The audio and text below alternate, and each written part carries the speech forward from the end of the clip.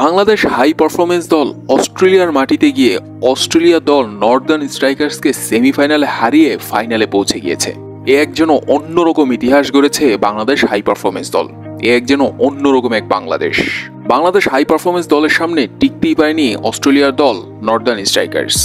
তো শুরুতে নর্দার্ন স্ট্রাইকার্সের পক্ষে আগে ব্যাটিংয়ে নামে বাংলাদেশ হাই পারফরমেন্স দল। আর ব্যাটিংয়ে নেমেও অত একটা সুবিধা করতে পারেনি কোনো ব্যাটসম্যানই, কিন্তু এতে কোনো সমস্যা হয়নি। প্রত্যেক ব্যাটসম্যানের ছোট ছোট কন্ট্রিবিউশনে 20 ওভার শেষে 138 রানে স্কোর দাঁড় করে।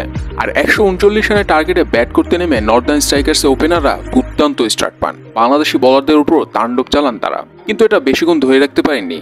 শুরুতে এলোমেলো বল করলেও বাংলাদেশি বোলাররা এরপর খুব দ্রুতই নিজেদেরকে মানিয়ে নেন, নিজেদেরকে গুছিয়ে নেন, লাইন লেন্থ ঠিক করে নেন। আর এরপরই বাংলাদেশি বোলারদের সামনে ধরাশায়ী হয়ে যান নর্দার্ন স্ট্রাইকার্সের ব্যাটসম্যানরা। বিশেষ করে আবু হায়দার রনি, আলিস আল ইসলাম এবং রকিবুল হাসানের কাছেই ধরাশায়ী হয়েছেন নর্দার্ন স্ট্রাইকার্সের ব্যাটসম্যানরা।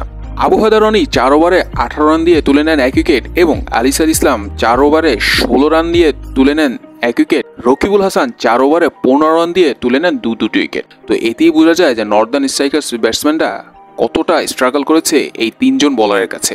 অন্যদিকে রিপন মন্ডলও কম যাননি, 4 ওভারে 36 রান দিলেও 3টি মূল্যবান উইকেট নিয়ে দলের জয় অবদান রাখেন। তো শেষমেশ নর্দার্ন স্ট্রাইকার্সকে 20 ওভারে 9 উইকেট হারিয়ে 117 রানেই থেমে যেতে হয়।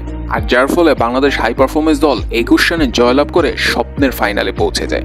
এখন দেখা যাক বাংলাদেশের এই হাই পারফরমেন্স দল ফাইনাল ম্যাচে বাংলাদেশি ভক্তদের হাসায় না কাঁদায়।